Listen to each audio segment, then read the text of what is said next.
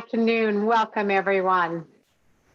Today, we have a very special presenter, and she would like to tell us that when you're giving a seminar or a presentation to your audience, you've got to build their trust within the first 7 minutes.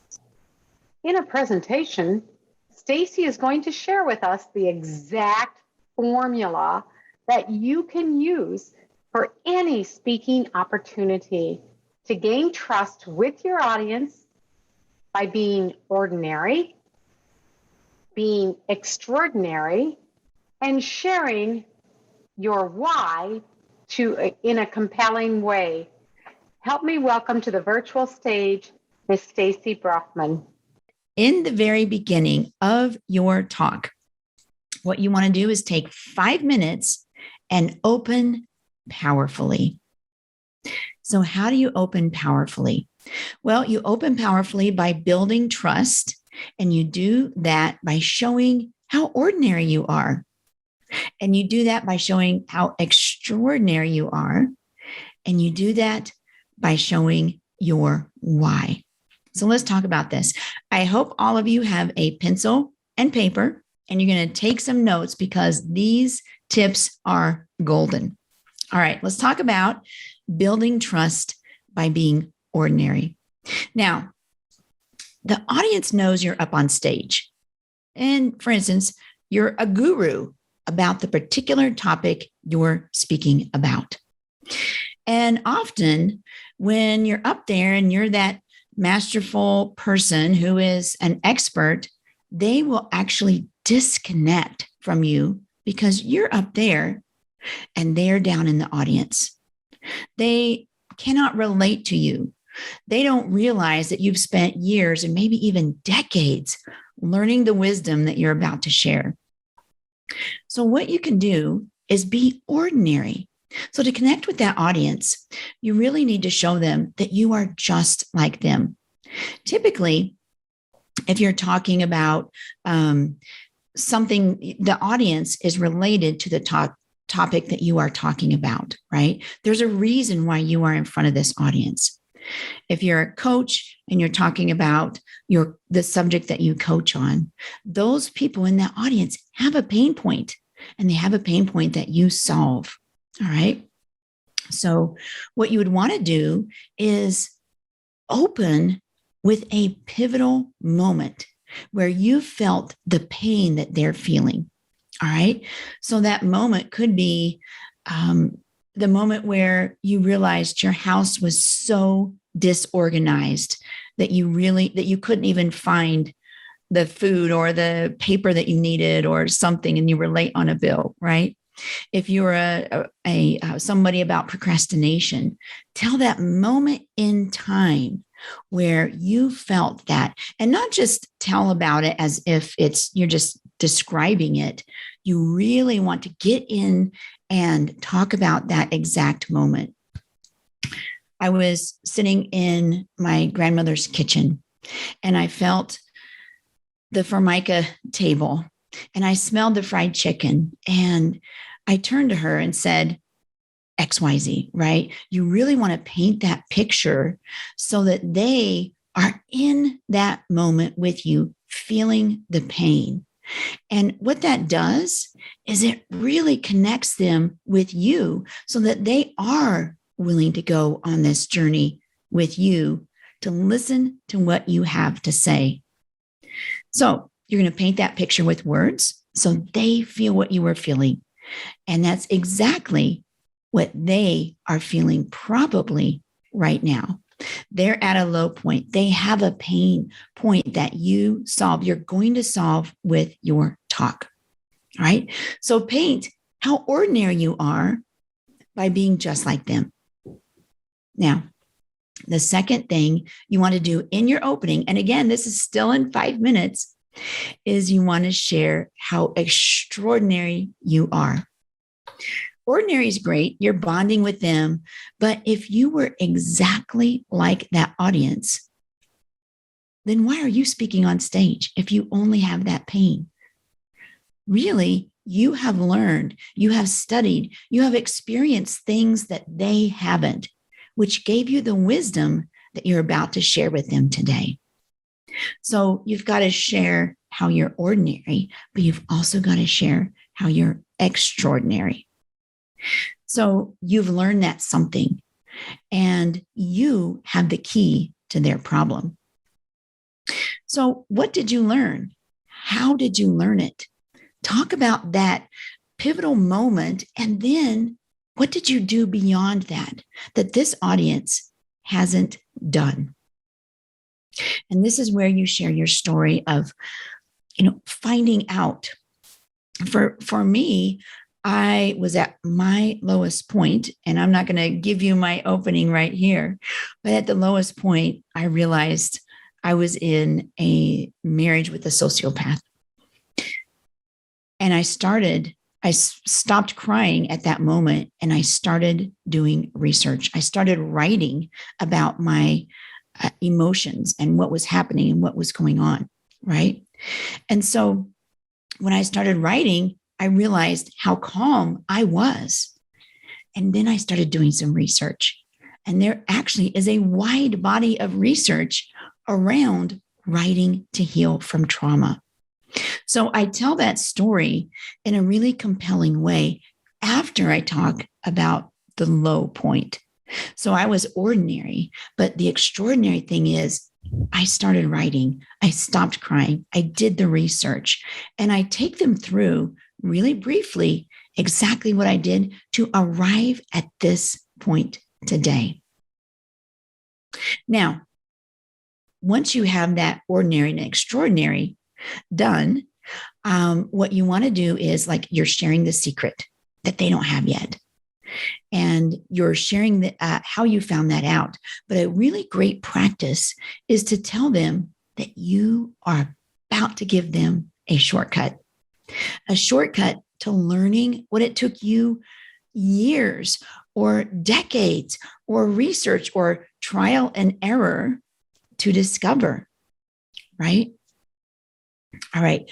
I am going to pause right there, and I want to give you a moment to write down a few ideas. What would your ordinary story be? You're not going to write it out. You're just going to write a few words as far as what you think that might be, that pivotal moment, and not a pivotal year or a month or even a week. It should be like really moments, like 30 minutes or 2 minutes or 30 seconds when the world changed for you or you had that aha. All right. I want you to write down some ideas for that.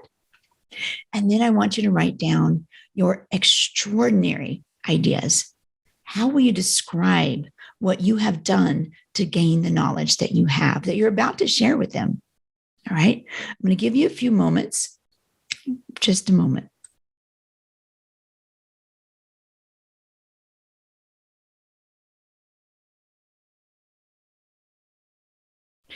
And hopefully you have a couple of ideas. Again, do we have a chat? If we have a chat and you want to share just a brief, your ordinary or extraordinary, feel free to do that so we can all see, but you don't have to. This will take some time to get it really short in 5 minutes or less. And you might think, Stacy, that is impossible. I can't do an ordinary and extraordinary in 5 minutes. But I promise you, you can. I used to work for a company who did a contest, and it was a major contest. And everyone did their ordinary, extraordinary, their why. They did their entire speech in 5 minutes or less. If they went one fraction of a second over, they were disqualified. And so the stories that they told were powerful. They were compelling. And that's exactly what you want to make your first 5 minutes.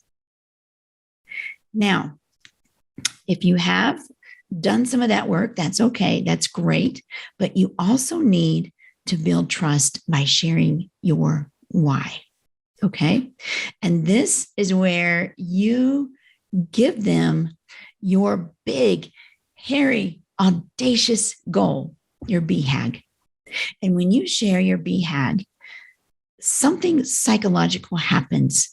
That audience listening to you share your ordinary and extraordinary story, and then they see your why, that is power right there. That audience internally cheers for you. They cheer you on and they want you to succeed. And so what you're doing there is you're co-opting their emotions, and they are far more willing to trust what you say. And again, go on the journey with you throughout your speech, throughout your presentation, throughout your webinar. All right. So that ordinary, extraordinary, and why. So I want you to pause for a moment and think about your BHAG. What is your big, hairy, audacious goal?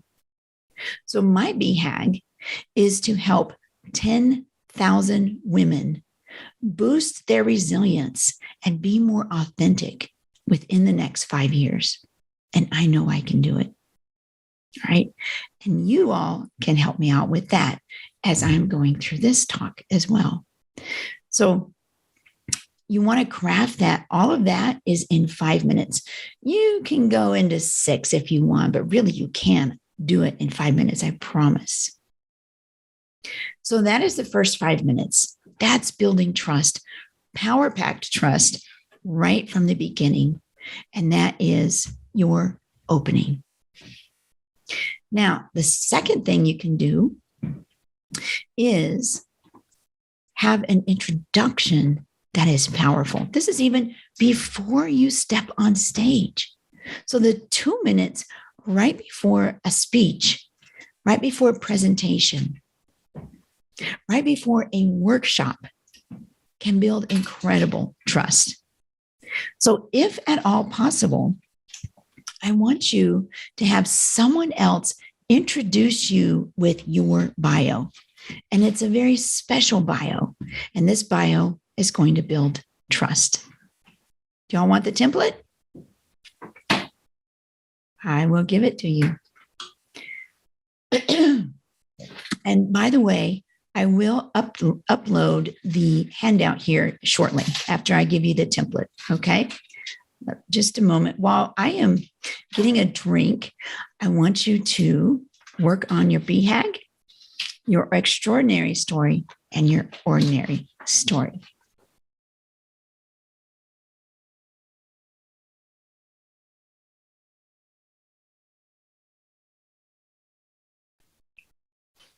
Okay, so the second step in this 7 minutes to build trust is 2 minutes.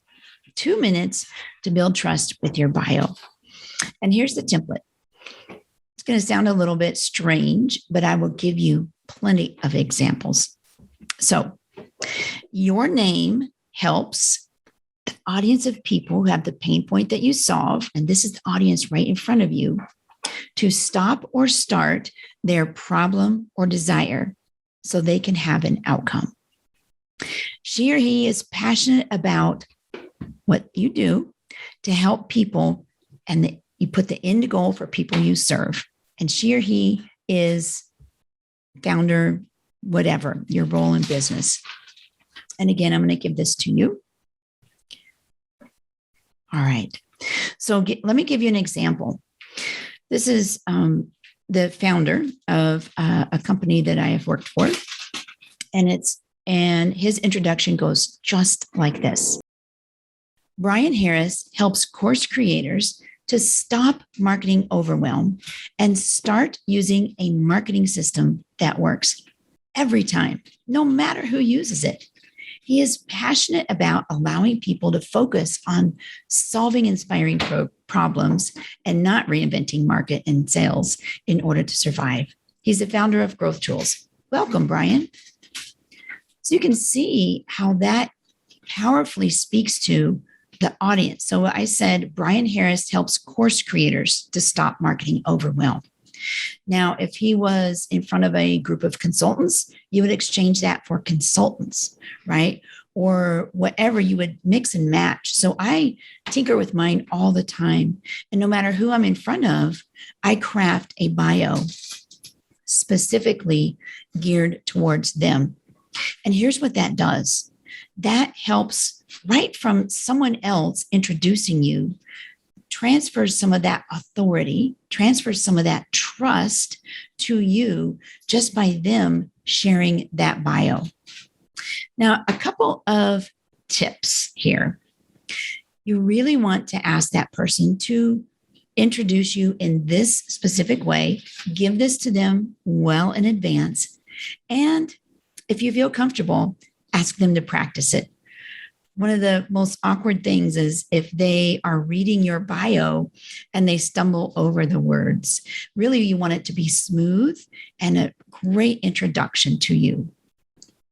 So I want you to try that. You can try that in your Toastmasters talks as well, but try this in every single talk, especially the longer ones, because that 2 minutes where they share that about you, they're transferring their trust to you and their authority. All right. Let me put this in here. I'm going to upload this from my computer. And I've also got the ordinary, extraordinary, and why as well in this handout. And hopefully all of you can download that. Anyway, let me share with you another example I have. This is a coworker of mine. She's amazing. And people introduce her like this. Parents who desire to raise confident kids leverage Heather to give them the exact blueprint they need to easily infuse resilience and grit into their kids. She's passionate about bringing parents the best resources for developing social and emotional intelligence, no matter the challenges. She's an award-winning teacher and founder of Building Confident Kids. So you can see that is amazing. You know exactly what she does, how she could help you in the audience, and maybe even what pain point they have, right? Parents who want to develop social and emotionally intelligent children, right? Even in spite of challenges. So that is another one. I'll share with you one of mine. I tell you, I tinker with mine all the time. But here's one of mine. Women in toxic relationships leverage Stacy to unleash their stories, discover their hard-won wisdom, and command their personal power to emerge resilient and joyful.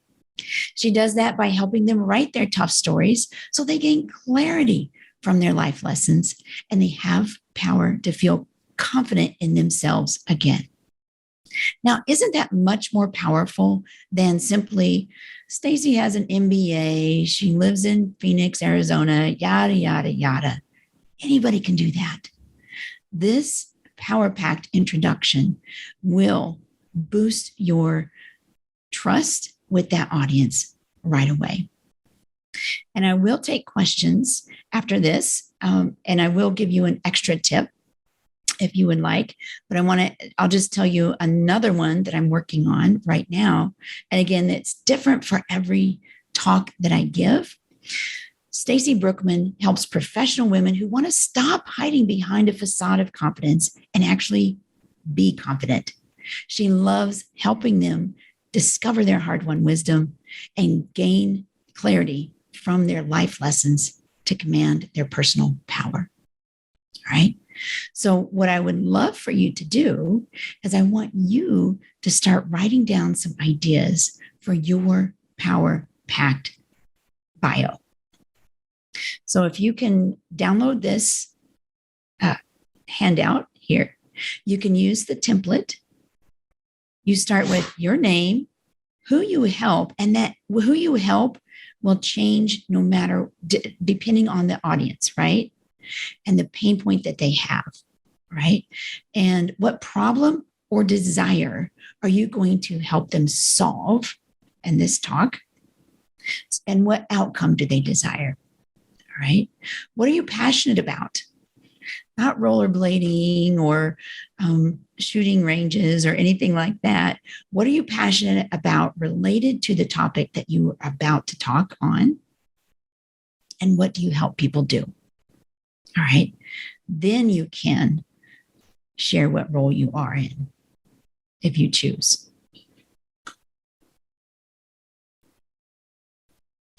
All right. If we have, if you will, Colleen, do we have any questions? If not, I will go on to my extra tip. And you are muted. Thank you. I bought myself a special cup to stop that. My granddaughter actually makes these You Are Mute cups, but you can't see it with my, there we go. Cute. That is awesome. Anyway, I believe Lisa might have had a question. Lisa, do you want to come off mute and ask your questions? If you're in an online environment, if someone's tech fails, does it make sense or prudent sense really to have someone stand by with an introduction in case the person that's supposed to can't? Yeah, especially if it's an important talk, right? If it's important enough, you really do want to have that backup. Exactly. And it's always good. Like I was on here, this call 30 minutes early. You can work out some of those tech bugs. Of course, you never can predict exactly what's going to happen, but it would be a great idea to have that backup. Absolutely.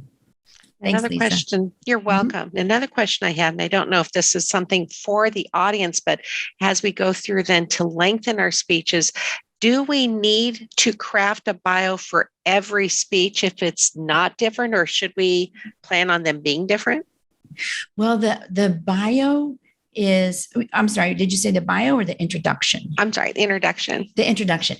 Yes, the introduction really relates to the audience, right? And so if you're giving the exact same speech, it likely is the exact same audience. But if it's a different audience, they might have you might want to put a slightly different take on that related to what their expectations are. Right? That's another key point too. You want to connect with the organizers of the event, whatever that is, and say, what are the expectations? What are they looking for or wanting? Either you can give that to them and say, here's the outcome that I would love to expect the audience to expect, or you can say, what are they here for? I want to craft what I'm doing around that. And that's when you do your introduction. Your bio. I'm sorry, not your bio. Your opening, your 5-minute opening.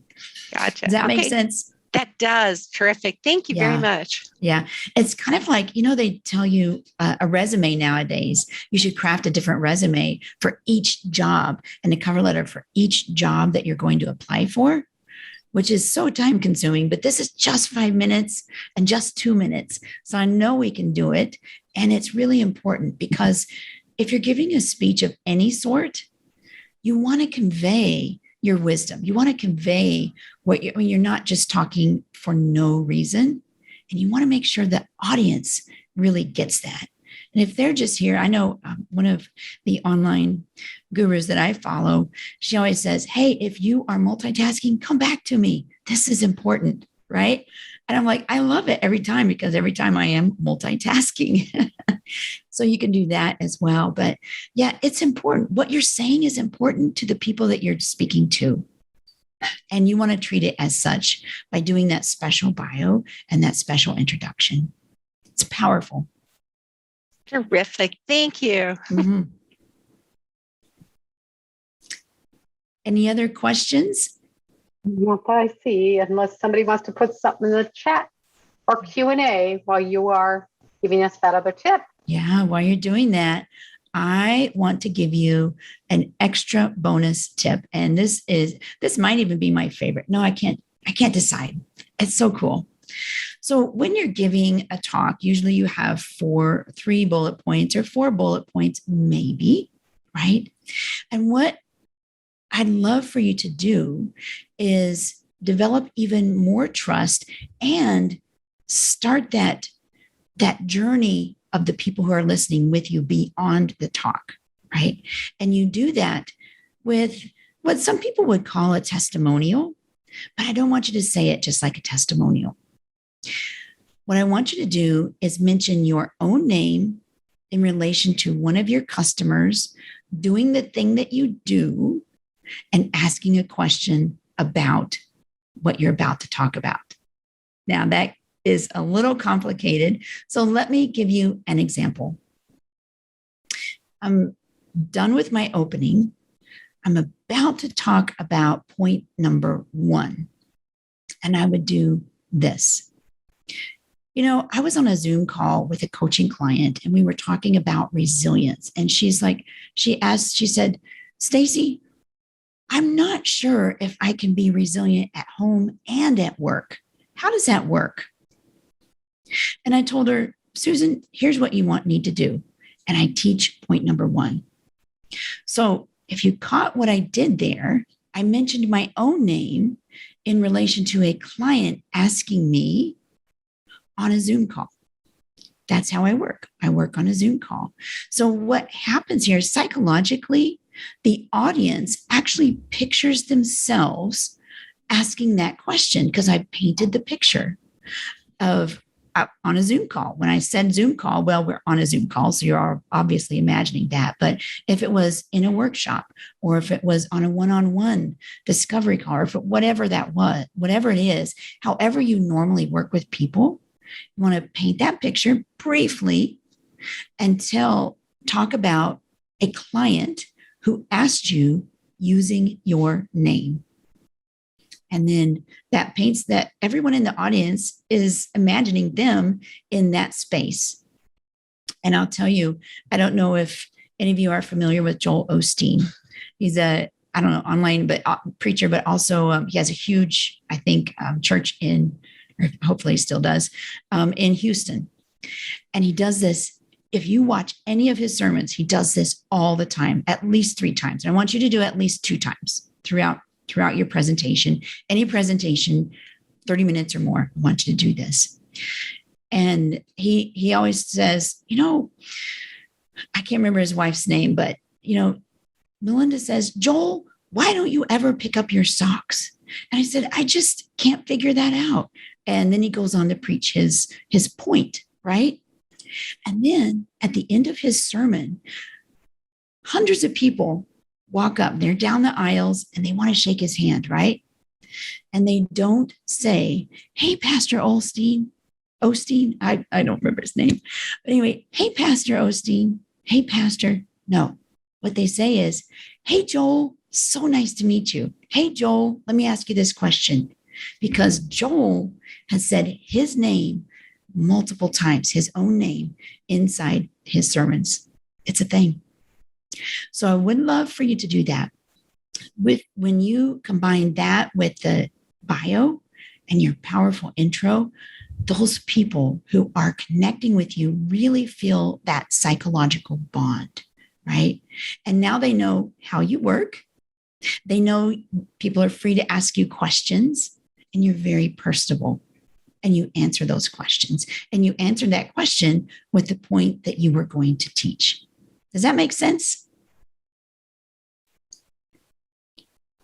All right. That does. You do have a question in the chat. Would you like to read it, Stacy? Yeah, let me see what that is. Oh, Vicki shared her ordinary great. Worked excessive hours for a huge company for many, many years, including weekends, holidays, no vacations, because you thought you had to stay for the income. Your education warranted it. I was too old to change. Yes.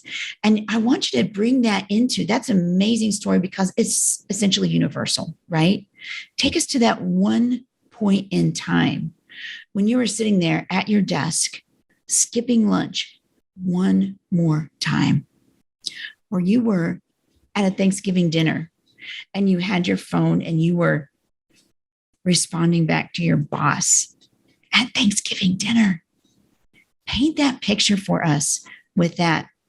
I used to have a story, or I have a story where I would be pinged or Voxer, like there's a Voxer app, and my boss would Voxer.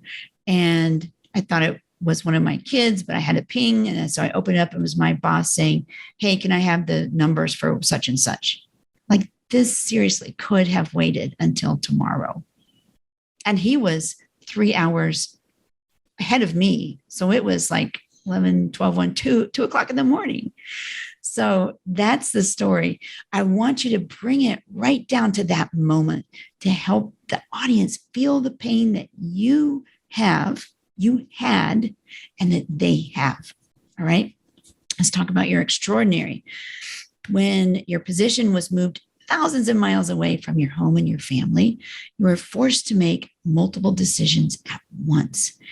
And you've since learned to trust the universe to a very fulfilling life now. How would that work up? This work up? Okay. Yes. So when you had that moment, right, you can even talk about this moment. So you can paint the picture of being always on call or, overworking and thinking like the whole culture of the whole grind culture really sucks. And you were experiencing that. Take us to that moment in time when you got that memo and you said to yourself, am I really going to do this? Am I really going to do this? What did you do? What did you think in that moment? We want to be inside of your head. At that moment, something flipped in your brain. You said, this doesn't have to be that way.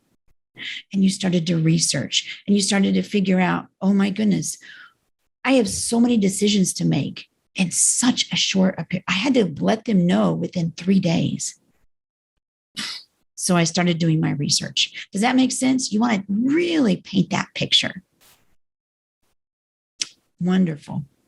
Does anybody else have another one they want to craft? You have an excellent suggestions. Wonderful. How vulnerable should a person be? I mean, how much should you expose yourself? That was a text message I received. Question for you. Do you just great. Lay it all out there or do you hold back? Yeah, super good question. Always you want to take the audience into consideration. Are they experiencing this? And will your talk, your webinar, your presentation solve that problem for them? Right? So, for instance, I speak about emotionally abusive relationships, how to get in, how to get out of those, how we even get in to those type of relationships. And I have a very painful story. It's hard-won wisdom, but I am healed from that. So the thing about telling that story, I do tell one moment in time where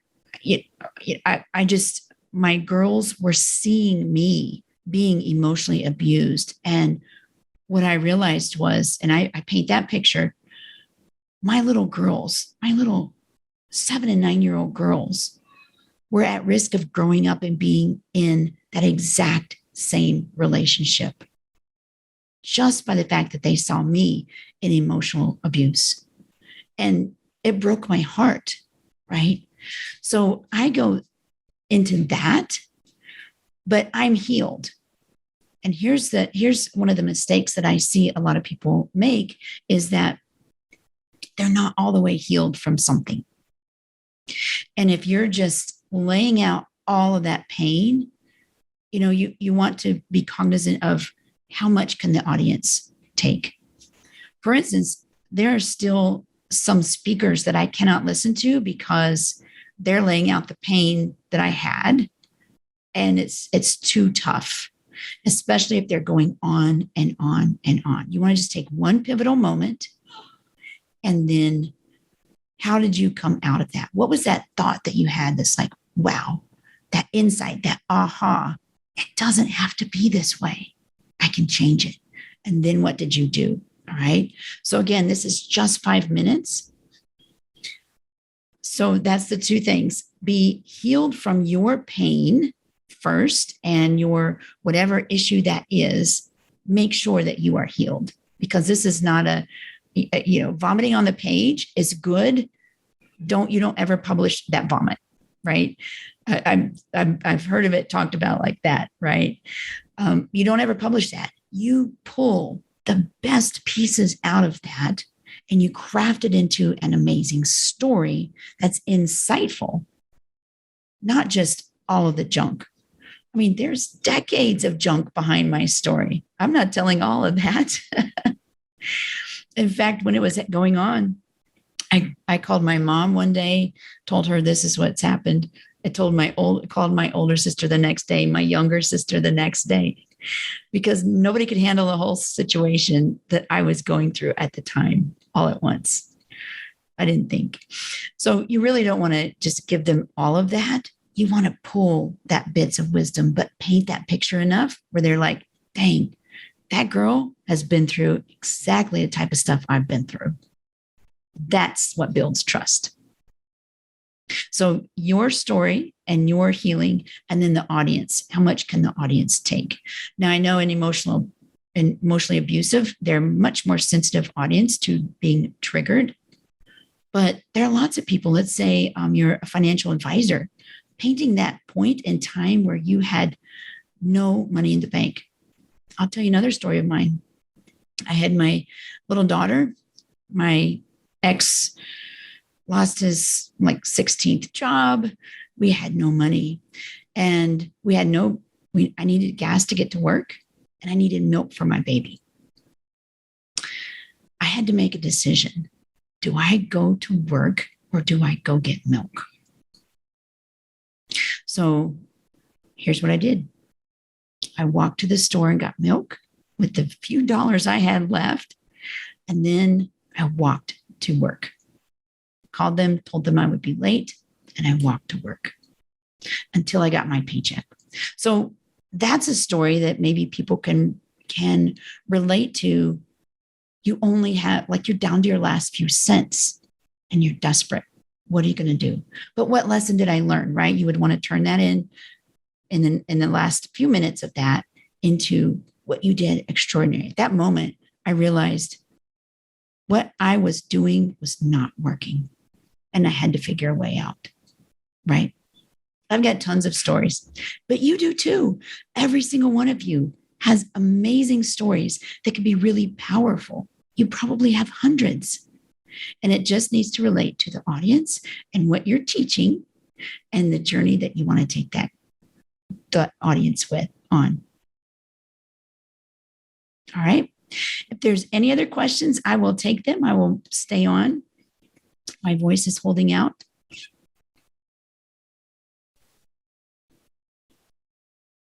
Wonderful. If not, I will turn it back over to you, Colleen. Thank you so much, Stacy. That was wonderful. And if anybody wants to put a comment in the box about what they thought of the presentation today, I'm sure Stacy would like to hear it. Stacy, do you have a public speaking training program available for purchase? I don't. I do resilience training, but if you want to message me, I love talking about this. I love coaching. I love helping people. So if you have something that you would like help with, just give me, just send an email. It's Stacy, S-T-A-C-Y. You can see in the video here, Stacy at stacybrookman.com. I'm putting it in the chat. There you go. Yep, there we go. Lisa, exactly. Faster typer than I am. Thank you, Lisa. You're welcome.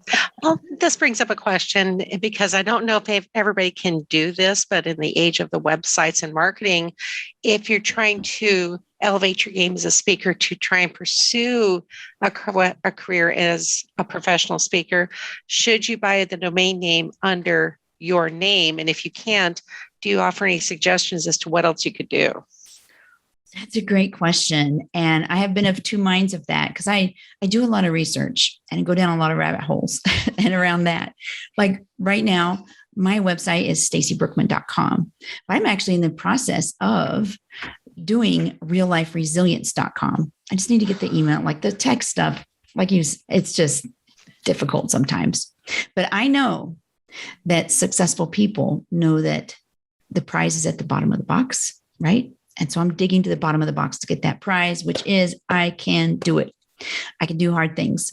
So the reason I'm rebranding under realliferesilience.com, don't go there. There's placeholders there. But the reason I'm rebranding is if I ever wanted to take what I'm doing and sell it, or take what I'm doing and pass it off to somebody else, it's not branded mine. Now, if you only want to do your own speaking, feel free to do your own name. And that's what I was told at the very beginning. Do your own name. You need to capture your name. In fact, you should have your name no matter what and redirect it to wherever you want it to go. In case somebody just types in your name. But if I ever wanted to, and I am building an organization around a concept, resilience. And at some point, I'm going to have so many speaking engagements or so many things to do that I cannot do it all. And I want to build, share, have other people do pieces of it, or even sell the whole business. I wouldn't want to sell my name, right? I would sell the Real Life Resilience organization. And so that's why I am in the middle of rebranding. That's a great question. You didn't even know that. But I'm open to other people's opinions, right? I do think you should always have your name so nobody else takes it. And then have an organization that is not clever, but clear. Clever spellings, clever. I have somebody who has a .co, which is pretty cool because their own name or whatever they wanted was not available in .com, or it was several thousands of dollars. But everybody types in .com. They don't type in .co. And so it's confusing. So I got a book. It's called, let me see, I got it on Kindle. It's all about branding. And, I don't know if I'm going to be able to find it. Oh, here we go, Kindle. But she says, make sure the name is very clear, not clever. It's called Hello, My Name is Awesome by Alexandra Watkins. So it's really cool because it says, don't be clever. Don't, and look and make sure, like, Coca-Cola. Yeah, that's it. Coca-Cola had something that was like, I can't remember what it was, but in another language, it was terrible. So do a little research before investing in a domain like that. Have you published any books? I have not. Published. I've written my memoir.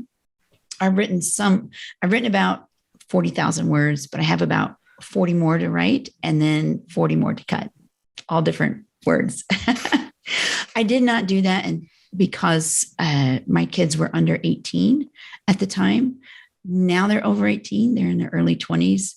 I'm building a business, so I need to get back to that. Thank you for the nudge. I have a friend, Michelle Mars. I don't know if you've ever seen her on Facebook, but she has published a few books and she's in some champion speakership, throw it down fighter groups, like you get in the ring.